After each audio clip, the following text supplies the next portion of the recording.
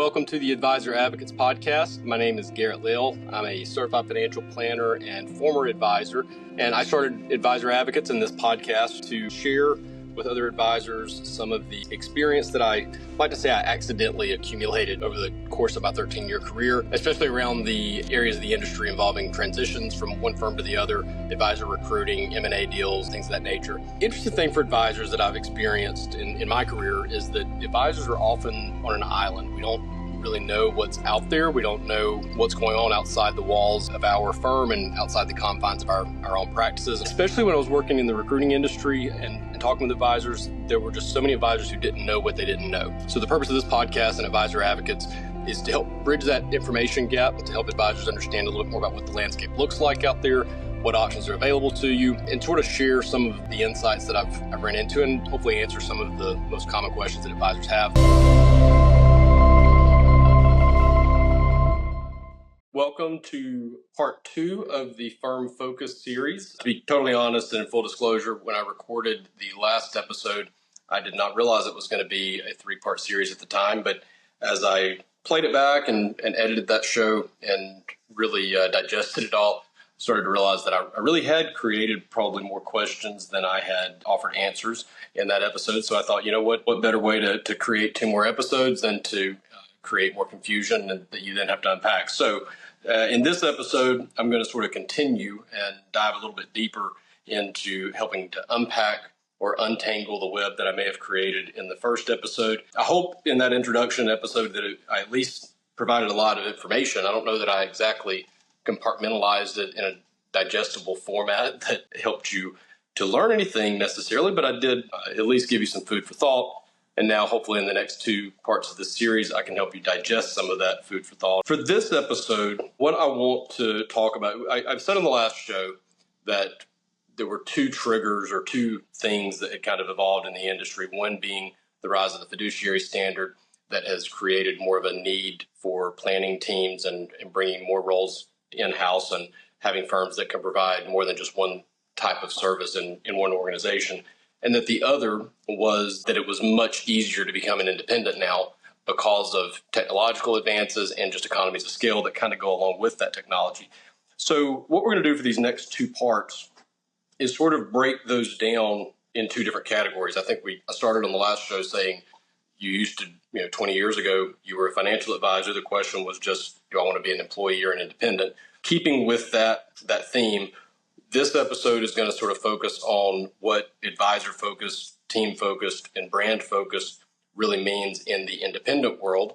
And then part 3 of this series, we will go through those same 3 categories, advisor-focused, team-focused, or firm-focused, in the employee side of that. And hopefully, at the end of these 3 parts put together, you will better understand what options are out there and hopefully have a little bit more information to make a more informed decision about what is best for you if you're an advisor, and also what are you offering if you're a firm looking to seek new advisors to grow your team. Background on this episode, first of all, I think one of the really overwhelming themes in the industry over the last 10 years or so, I guess, has been that it is much, much easier to become an independent advisor than it once was. And it's a little bit hard to pinpoint the exact reason for this. I think by and large, it is just technology. And because technology has driven down the cost of so many different things, you are now able to pay for your own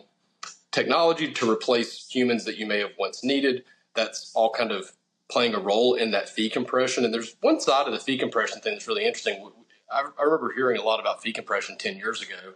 And at that time, we were really talking about fee compression at the advisor to client level, and that advisors weren't going to be able to continue to charge 1% and then put clients in mutual funds paying another 0.75% a year. And you could see mutual fund companies starting to go down on their costs, and then advisors also eventually started to go down on their costs as well. And I would say from talking to advisors, it's pretty rare that an advisor is earning 1% on their overall book. That may be sort of a starting point, but once you factor in discounts for larger clients, most advisors are not earning an overall revenue that's 1% of client assets.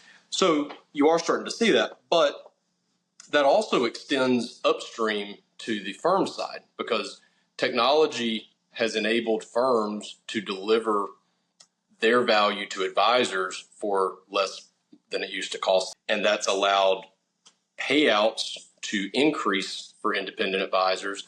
And it's allowed more advisors to be able to go independent and replace some of those technologies that they were paying to be a part of a larger captive employee channel and now create their own as an independent. So as you have more independents, you have more competition.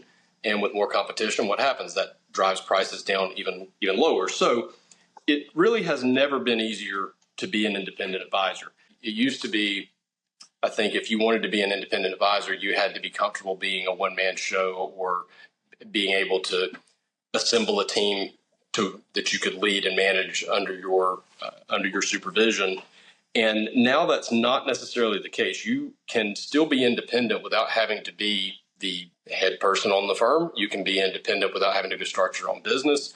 You can be independent without having to even necessarily lose access to the big brand that you may think is helping to support your business. So I want to just kind of walk through these individually and what they mean specifically for an advisor looking at these three categories. So in the advisor-focused independent model, this is going to be the most traditional, the most familiar, the one that has been around the longest. And these are going to be independent solutions to help the individual advisor achieve their maximum amount of success possible as an independent practitioner running their own practice. These are your independent broker-dealers and your turnkey RIAs. So y'all know who most of the big players are in this industry. These are firms that if I'm an independent advisor and I want to have my own firm, but I don't want to have to register with the SEC as my own RIA, I can join their ADV as an IAR of their RIA or a registered representative of their broker-dealer or both if it's a hybrid.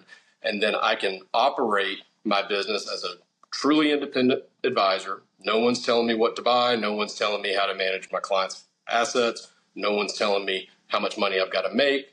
I'm in charge, but I'm not having to go out and create every single thing I need from the ground up. Nowadays, these firms are even offering access to almost everything that you need as an advisor. So they're going to take care of your compliance for you as a part of their offering.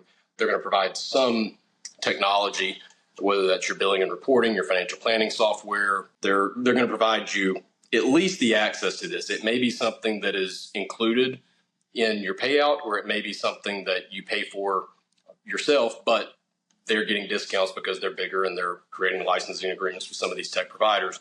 And now a lot of these firms are even starting to create internal mechanisms to deliver other things for their advisors as well, things like marketing and operations support. If you're an advisor, maybe who doesn't want to go out and hire your own full-time admin person, or maybe you have one admin person, but you're not quite ready to hire a second one. A lot of these turnkey firms will have home office staff that is available at your disposal to be able to leverage when it comes to things like opening new accounts, transfer paperwork, things of that nature. So if you want to have your own firm, these really are plug-and-play solutions where if you are in a captive situation now, earning maybe a 40 or 45% payout, and you want to start your own firm, but you don't want to have to do everything from the ground up, basically you bring the clients, and the turnkey RIAs and independent broker-dealers really supply everything else that you need, as long as you can bring the clients to the table, so that you can really continue to perform the same job, right? Your duties day in and day out as an independent advisor in a turnkey is really the same as when you're with a wirehouse. You are showing up to work, logging in, meeting with clients, and your technology, your marketing, your operations, your compliance, everything is really handled at the home office level. But most of these firms also give you the ability with a lot of those to leverage it in your practice instead. So if you happen to have a marketing all-star team that is better than the home office marketing support team, you certainly don't have to use their marketing programs. If you are a fantastic money manager and you do your own stock picking, you don't have to use the money management platforms that are provided by the mothership, so to speak. So you have a lot of flexibility, but these firms really exist with one objective in mind. When they get together for their leadership conferences and they talk about what their goals are to help each individual advisor build the practice for themselves that the advisor believes will give them the best opportunity to succeed. And they may be there to help guide you in some ways. If you're not sure, should I focus on this or should I focus on that, or how, should I use this technology or that technology? They will be able to provide you some feedback, but at the end of the day, they're empowering each individual advisor to build their firm, their practice the way they want, and they're just giving you the tools that are needed to do that. And they're doing it at an incredibly low cost compared to what it may have been a couple of decades ago. You don't have to spend 20% of your revenue to run your own firm nowadays, and these firms know that. So your payouts reflect that as well. If you are a truly independent, using a turnkey or a plug-and-play solution, you're going to be looking at payouts in the 90s, depending on the size and scale of your practice. So the mindset that advisors have had for a long time is, well, yeah, but going independent, there are so many things that I'm going to have to do for myself that currently are taken care of at the home office, and these turnkeys are really starting to provide most of those services for you, and including it in their payouts. So it's by far so much easier now to, if I want to start Garrett Layell Financial, and it's my name, my brand, everything is all about me, and I'm building it my way, exactly the way I want to have it from the ground up. It is so much easier to do that now than it was in the past, thanks to the rise of all of the turnkey RIAs and all the competition that creates. And that's been made possible because of the improved efficiency and technology in this industry, just like it has in everything else in the economy. I think personally, as an extension of that, you have more independent firms now, which has allowed more independent firms to become a true team type culture, to create a true team type culture. So a lot of independent firms then end up creating their own team approach to the way they run their businesses.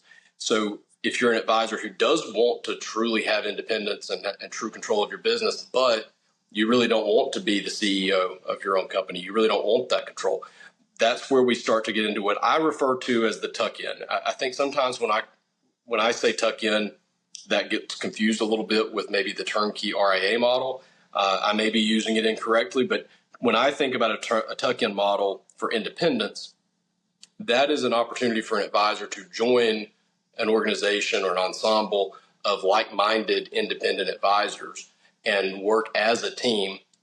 But it's sort of you're not working together and you're not really working against each other either, right? You're kind of, each person's clients are their own clients for the most part. You may create revenue share agreements and revenue sharing or account splitting relationships with other advisors on your team if you wanted to team up with an advisor on a particular relationship.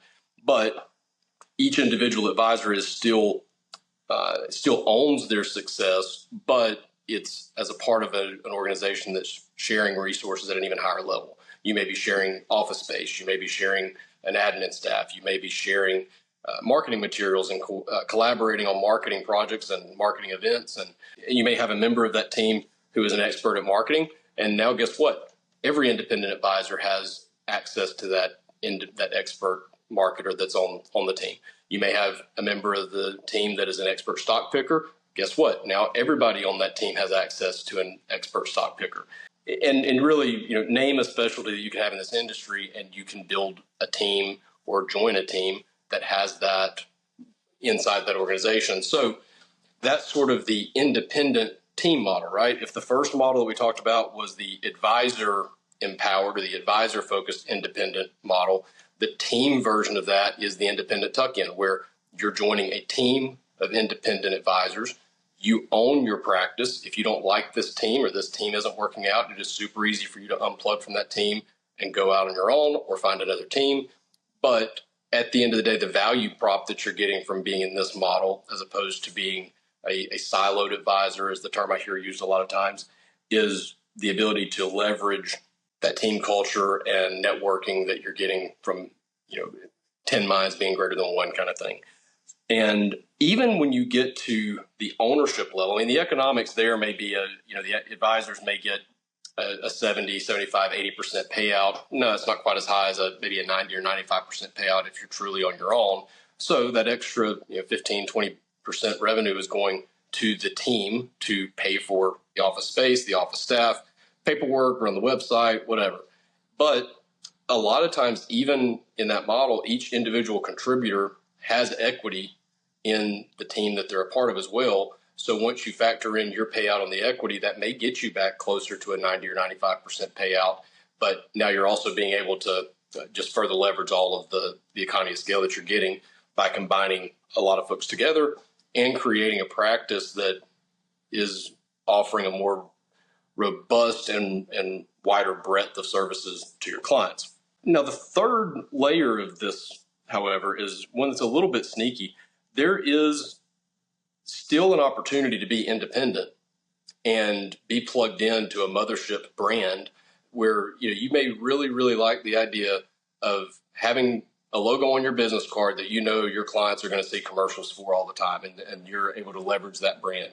And you may feel that being a part of that brand is worth giving up some of your compensation or accepting a lower payout because, as I said in the last video, you believe that 50% of what you're going to make by being affiliated with this brand is more than 90% of what you're going to make as your own standalone brand. And that's totally fine. And there are options for that nowadays. That's always been out there. And to some extent, maybe what I'm about to say has even always been out there. But just because you want to plug into that type of brand doesn't necessarily mean that you have to give up equity in your book or you have to give up ultimate control of your business. And this can take form, really, I think, in three different ways. I hate to keep going back to three different examples of everything that I say, but I do think that even in the brand-focused independent option, there are sort of three different examples of this. One is there are some firms out there where you can be a W-2 employee, receive benefits, participate in a 401k plan, have all of the benefits that come with being a W-2 employee, but contractually, you still own your book of business. It's in the contract that you own your book of business, so that if you do decide to take your business elsewhere, nothing is keeping you from doing that. Well, look, in my book, that's called independent. All right. Even though it may not be an independent contract or a 1099 type relationship, if contractually you own your book of business, then as far as I'm concerned, you are independent. However, you are going to lose some of the independence by being affiliated with that brand. They may not be as open to outside business activities as you might be if you're a true 1099 or running your own firm. They may not offer quite as much collaboration with outside firms as what you might get if you're in a truly independent type of culture. But there are some situations out there where you can latch onto the mothership brand, really get to get the benefit of being affiliated with this brand that everyone is very familiar with, and you have access to maybe some proprietary products, but contractually you don't have to give up your independence. A second way that this takes place is this one is newer. A lot of your big brands that have always traditionally been W-2 only, and captive is the word that usually gets thrown around there. A lot of those are starting to at least explore the possibility of rolling out an independent channel, and some of them are already doing this. It's out there. This isn't secret knowledge. This isn't any inside access that I have. Many of you may already know this, but my guess is that, if I had to take a guess at what my crystal ball says, my guess is 10 years from now, a lot of the traditional employee-only models are going to have at least some type of an option for independence. It may not go so far as to be offering a true turnkey, but I do think there's going to be an offering somewhere in their lineup for a lot of these firms that does allow their advisors to move to an independent structure where they're still able to affiliate with that brand. And then the third way that this is happening, and the third way you can still be in a brand-focused independent model, is with the aggregators. And I touched on this a little bit in the last show, but these aggregators are creating a lot of economy of scale. They're getting bigger and bigger and bigger and bigger. And I think that there's a way to look at this to say they might be what you might call the wirehouse of the future. That's the way someone said it to me. And I don't know if that's true necessarily, but I'm not necessarily saying it's not true either. But as these aggregators get bigger and bigger, they do have more control over your practice in some cases than you might be if you were affiliated with a true turnkey. You also may still own your portion of the business, or it may be something where the aggregator bought into 20 or 30% of your business. So that's reducing your payout a little bit because you joined the aggregator and sold off part of your business. But you're also getting that leverage of that increasing size. And you're essentially bringing on a minority partner who is going to have a say in how you're going to run your business.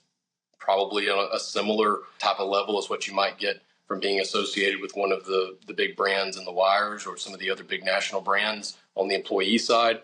But you're getting that to be plugged into this larger brand and their economies of scale and whatnot, and also hoping that your participation in that is going to grow you at a faster rate than you would if you were on your own. As we look to I think that when we look at the future of the industry, the advisor's first decision is going to be, do I want to be in charge of everything and I'm the one who's really calling the shots and I'm the one who's in control of my destiny?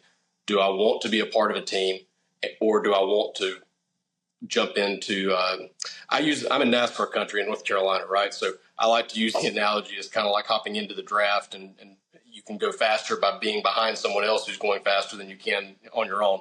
Do you want to hop into the draft and tag along to somebody else who's going faster than you by being in a brand focused type of environment? That's question one. The second question is, do I want to do this in employee capacity, or do I want to do it as an independent?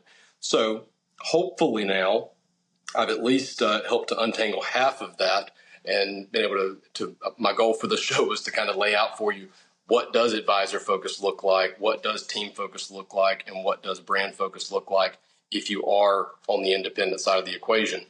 In the final part of this series, part 3, I will explore what the employee model of this looks like for individuals and advisors who do want to truly have as much stability in their income.